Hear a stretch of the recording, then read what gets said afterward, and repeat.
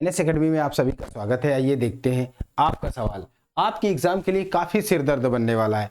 अब बच्चों ऐसे सवाल को स्क्वायर रूट से बाहर तो निकालना पड़ता है। अब स्क्वायर रूट से बाहर नहीं निकलता तो स्क्वायर रूट बनाना पड़ता है।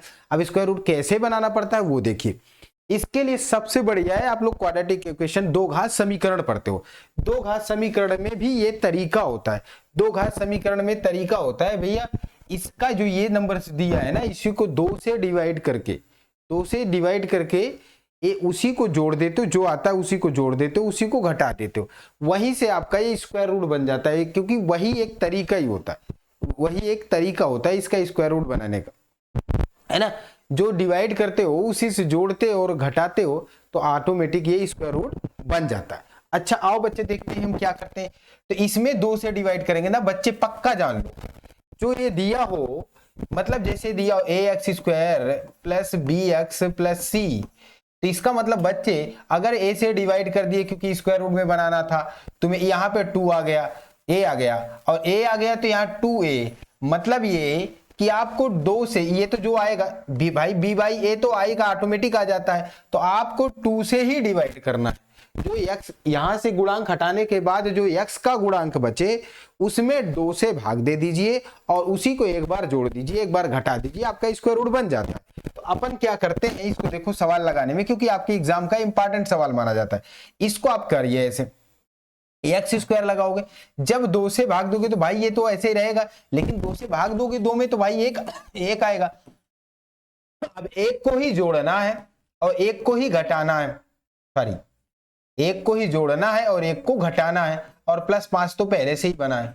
ठीक, ये कर लोगे तो इतना जो है आपका होल वर्ग बन गया। इतना क्या बन गया, ये बन गया x प्लस 1 का होल स्क्वायर, और इसमें से एक घट जाएगा, ये प्लस का 4 बच जाएगा, जो 2 का स्क्वायर लिख सकते हो। अब जो तुम्हारा फार्मूला बन गया, अभी इससे पहले बच्चे जो बता रहे थे सेम टू सेम वैसे ही फार्मूला है, एक्स स्क्वायर प्लस ए स्क्वायर, एक्स स्क्वायर प्लस ए स्क्वायर। अगर आपको याद है तो जल्दी से रख दोगे, नहीं तो आप चाहो इसके लिए मान लो, माना कि x प्लस 1 बराबर y रख लो, ये बन जाएगा आपका under root y square plus 2 square dx। अभी आपका फार्मूला हम इसी पे डायरेक्ट लिखते हैं आंसर, क्योंकि लिखोगे ये y बाई 2, ये तो लिखोगे y बाई 2 यहाँ पे लिखोगे और y बाई 2 लिखोगे, फिर अंडर रूट लगाओगे वाई स्क्वायर प्लस 2 का स्क्वायर, वैसे ही तो लिखोगे। अब प्लस लिखोगे ए स्क्वायर बाई 2, मतलब 4/2, 2 ही आएगा। अभी जानते ही ए स्क्वायर बाई 2, ए आपका 2 है तो 4 आ जाएगा। फिर आप लिखोगे लॉग, यहाँ पे लिखोगे x बोले तो y, और प्लस अंडर रूट क्या लिखोगे y square plus 2 square. So answer बना लोगे, लेकिन y का मान रिप्लेस कर दोगे, रख दोगे भाई y प्लस 2 जब रखते हो, y प्लस 2 रखते हो, उठा के y रख दोगे, इतना ही काम है, उठा के y रख दोगे तो आपका ऑटोमेटिक आंसर बन जाएगा। ऑटोमेटिक आंसर बन जाएगा।